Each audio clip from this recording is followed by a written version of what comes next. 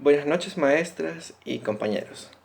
Para la presente ocasión abordaremos el tema de la naturaleza pluriofensiva y transnacional de la corrupción desde una perspectiva en un contexto global y cómo ésta puede inferir en la economía tanto nacional como internacional. Con esta temática abordaremos cómo ésta favorece a determinados grupos sociales y pone en desventajas a otros. Asimismo, abordaremos sus principios históricos desde su nacimiento en Estados Unidos como uno de los países promotores para criminalizar este tipo de conductas antisociales.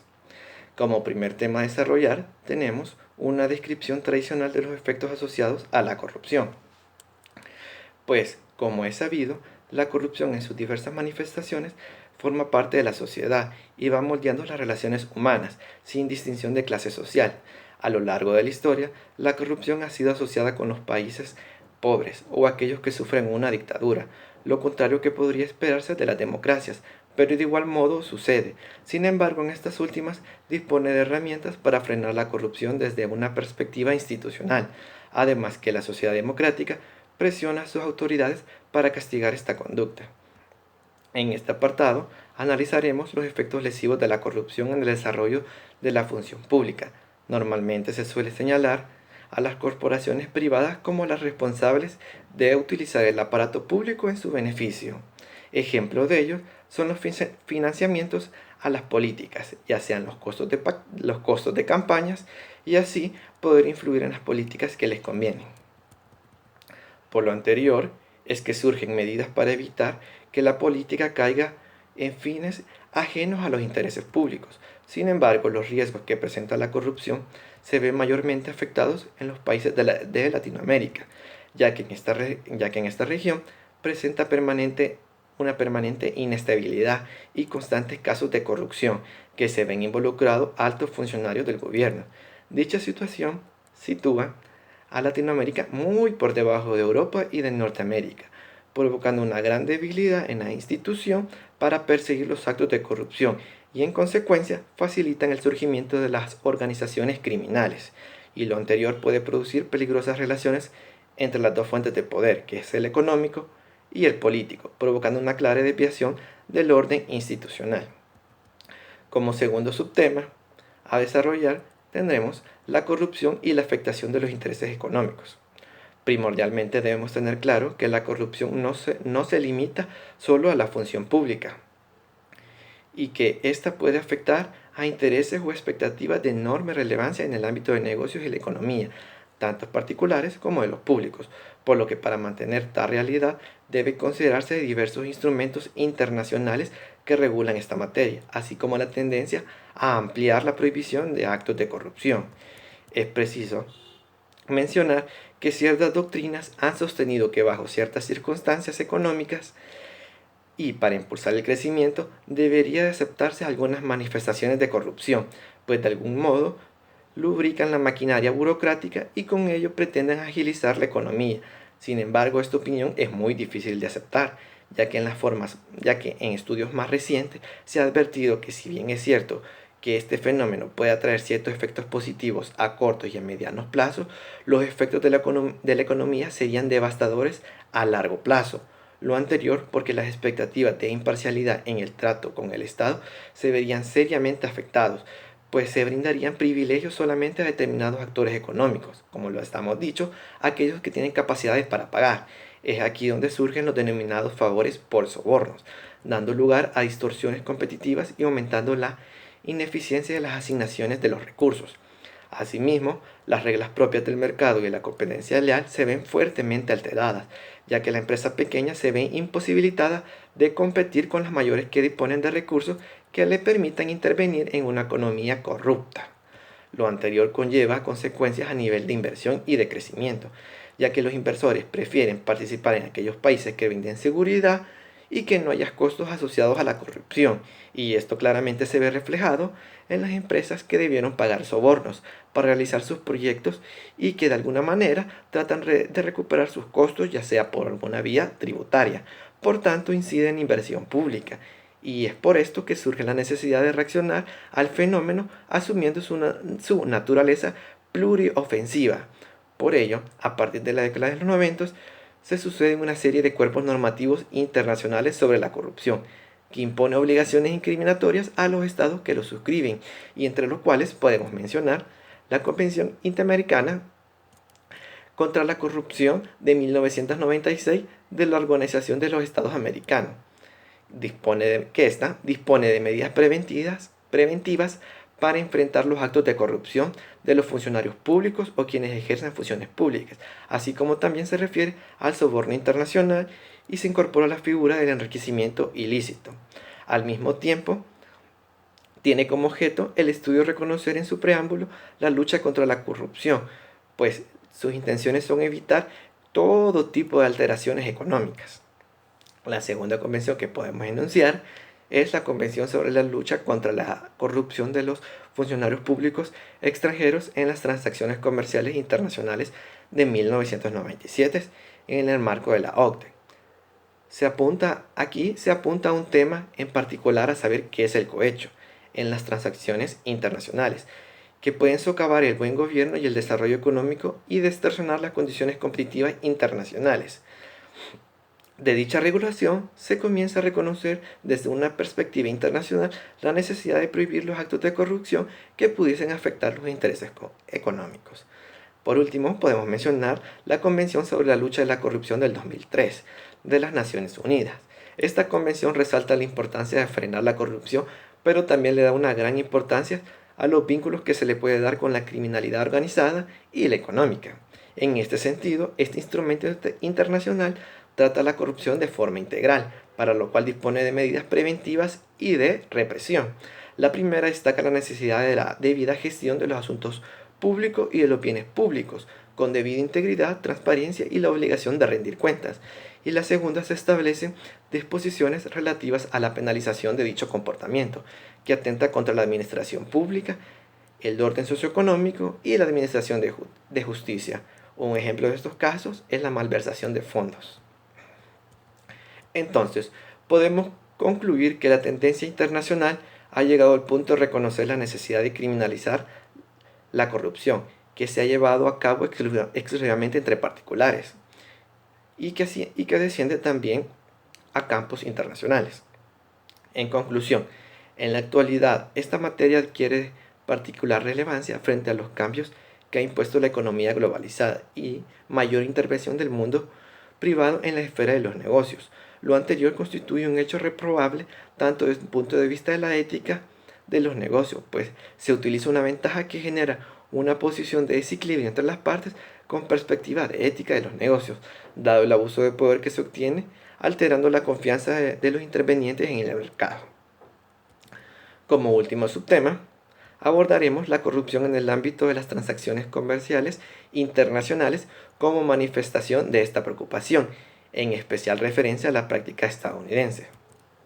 El objeto de tal descripción es determinar en qué medida y con qué alcance la prohibición de actos de corrupción en el marco de las transacciones económicas internacionales incide en la protección de ciertas expectativas vinculadas con intereses económicos, principalmente relacionadas a la participación de los negocios en el sector público en el extranjero, ya que es evidente que el fenómeno de la corrupción ya no es solo un problema local, sino que ha adquirido dimensiones transnacionales que son dignas de preocupación. Por tanto, establecido lo anterior, es importante que para comprender a cabalidad las razones que justifican su criminalización y el alcance de esta prohibición, es necesario considerar uno de los mecanismos que han tenido mayor influencia en esta conducta, que lo es la Foreign Corrupt Practice Act de Norteamérica, conocida como la FCPA, ya que es relevante tener en consideración que la criminalización de tal conducta en Estados Unidos es lo que provoca que diversos organismos internacionales adopten la decisión de incluir dentro de sus respectivas directrices la lucha contra la corrupción. Aquí es como explican algunos autores que las empresas multinacionales estadounidenses, al verse en una situación de desventaja respecto al resto de sus competidores internacionales, a los cuales no se les dirigiría tal clase de prohibición, solicitan a sus respectivas autoridades que presionen a tales organismos internacionales para que el resto de los países incorporen tal prohibición. En ese sentido, con el objeto de describir y analizar el contexto internacional de la prohibición del cohecho a funcionarios públicos extranjeros, nos centraremos en la realidad estadounidense, debido a que es el ámbito donde ha habido mayor desarrollo jurisprudencial de este ilícito. Además que, como ya se indicó, es este país donde se criminaliza por primera vez tal conducta.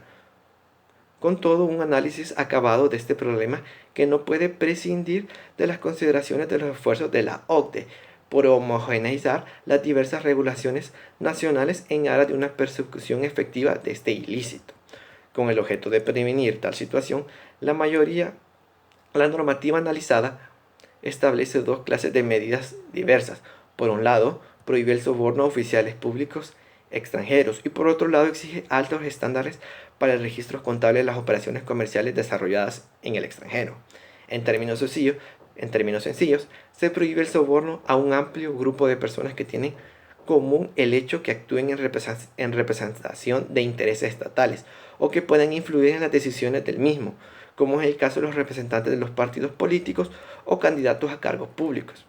Sin embargo, en relación a delimitar esta figura delictiva, se sostiene que cierta doctrina que una de las principales características de esta regulación es su ambigüedad, por lo que plantea una serie de dificultades interpretativas pese a los intentos de la FCPA por definir algunos términos. Al respecto debemos tener en cuenta los siguientes factores centrales. La FCPA define expresamente lo que se deberá entender por funcionario público extranjero, cualquier funcionario público o empleado del gobierno extranjero u otro similar con poder decisorio.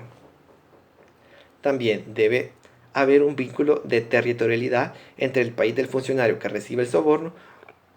y los estados que lo pagan. También debe considerarse cualquier cosa de valor debe ser interpretada en forma amplia.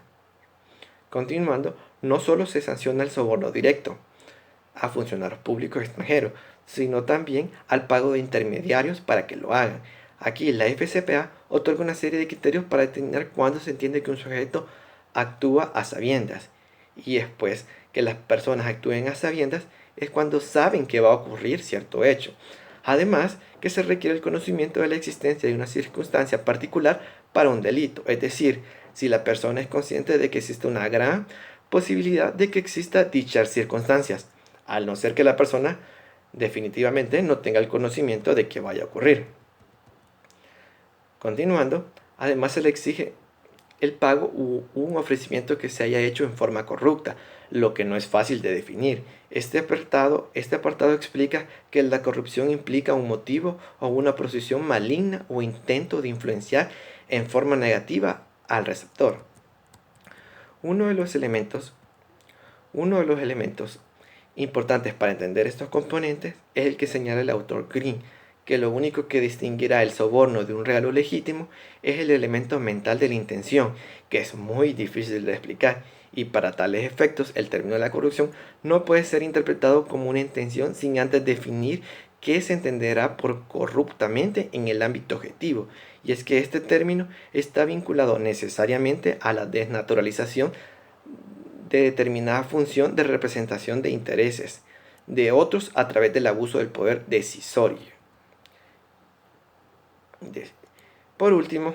tenemos una delimitación de las conductas que pueden ser punibles de acuerdo a este instrumento y aquellas que pueden ser consideradas como excepción o defensas que imposibiliten tal sanción. En este sentido, el objeto de tal excepción es reconocer el hecho que en ciertos países el pago de pequeñas cantidades para facilitar negocios deben ser considerados como parte del costo del quehacer de los negocios. Dicho lo anterior, surge una de las mayores preocupaciones, por lo que precisa otorgar criterios para definir los pagos prohibidos de aquellos que deben entenderse como la excepción, ya que si se toma en consideración el carácter amplio actual, se ha interpretado el requisito de la vinculación comercial, que estos pagos podrían considerarse como aquellos que facilitan la obtención o el mantenimiento de un negocio, denominados por algunos autores como los pagos de rutina. En este sentido, es importante diferenciar dicho concepto y para ello la FCPA otorga al menos un criterio negativo relativo a los casos que no podría considerarse como un acto de rutina. La expresión acción gubernamental de rutina no incluye ninguna decisión que tome un funcionario extranjero de adjudicar nuevos negocios a una parte en particular. En conclusión, Podemos sostener que si bien es cierto que conviene evitar incluir los pagos para facilitar trámites como una excepción genérica, ya que podría servir para defraudar la prohibición de los actos de corrupción, se podrían considerar como excepción aquellos pagos efectuados con el solo propósito de un cargo, que aquellos que simplemente lo hacen por razones de su quehacer. Sin embargo, hay que tener en claro que este instrumento analizado dota a los acusados de dos eventuales defensas que podrían utilizar en los tribunales, y estas que pueden ser consideradas legítimas y de buena fe. Para explicar esta defensa, es importante traer en cuenta el caso United States versus Cosoni. En este caso, Cosoni efectúa una serie de pagos a funcionarios públicos de Azerbaiyán con el objeto de incentivar el proceso de privatización de la empresa nacional del petróleo y así poder participar en el proceso. La defensa del acusado radica que el pago fue realizado bajo los parámetros legales, debido a que en ese país excluirá la responsabilidad de tales clases de delitos si quien lo había efectuado lo paga y denuncia el hecho ante el presidente de Azerbaiyán, de acuerdo al Código Penal respectivo. Los sujetos que hayan otorgado un soborno estarán exentos de la responsabilidad penal si se trataran de víctimas de extorsión por parte de quien solicita el pago o reporte voluntariamente lo ocurrido. Para el caso del tribunal, en Estados Unidos, resolvió que no podía excluirse la responsabilidad si efectivamente se había infringido el ordenamiento jurídico del país extranjero y se había producido la persecución penal por aplicación de otras disposiciones jurídicas. Pero además esta defensa debe ser considerada coherente en la medida en que en la constatación de que se ha efectuado un pago en la forma autorizada por el ordenamiento jurídico respectivo, y esto impide considerar el mismo que ha sido efectuado de forma corrupta. Si bien es cierto, no se relaciona con la defensa analizada, en el fallo en comento es importante en la medida establecer en los casos que verdaderamente son extorsión y no pueden ser entendidos como actos de corrupción por parte del destinatario de la prohibición. Para tales efectos, sostiene el tribunal que es muy distinto acceder a pagar a un funcionario extranjero con el objeto de poder entrar a competir en un mercado para obtener el contrato, que pagar para evitar un dinamite de una plataforma petrolífera, que esta debería ser considerada como un verdadero acto de extorsión. De acuerdo al razonamiento del tribunal, el motivo por el cual se podría sancionar es el primer caso en el que está influyendo por obtener algún interés en particular, y en el segundo caso no se podría sostener como una intención de soborno porque estaría en una situación de desventaja considerada a una extorsión, que lo cual le coactivamente influye para que esta entidad actúe de esta manera. En conclusión, debido a los escasos pronunciamientos de los tribunales respecto a esta defensa, tampoco se habría generado los precedentes suficientes como para poder dotarla un contenido más preciso. Acá lo relevante es evitar que las reglas de competencia se vean alteradas debido a los actos de corrupción, ya que un desarrollo más adecuado a este último término serviría para limitar de una forma más precisa algún tipo de defensa y no caer en esta confusión. Lo anterior explica que ciertos gastos en los que haya incurrido la empresa para la obtención de negocios no pueden ser considerados como actos de corrupción en la medida en que se hayan efectuado con el objeto de permitir la negociación respectiva dentro de los márgenes que le permite el ordenamiento jurídico extranjero. Y como se desprende de la breve descripción que se ha efectuado de la FCPA, la tendencia internacional en la actualidad para la prevención de la corrupción en el ámbito de las transacciones comerciales internacionales es establecer prohibiciones relativamente amplias y reconocer una serie de factores que deben ser tenidos en cuenta, relativos principalmente a la realidad local, pero también vinculadas a las reglas del juego en el ámbito económico respectivo, que permitirán determinar cuándo se estará frente a un acto de corrupción y cuándo, por el contrario, serán unas conductas permitidas. Por tanto, dicho fenómeno ya no puede ser entendido de una forma local, sin entender una dimensión global o transnacional de la misma. Gracias.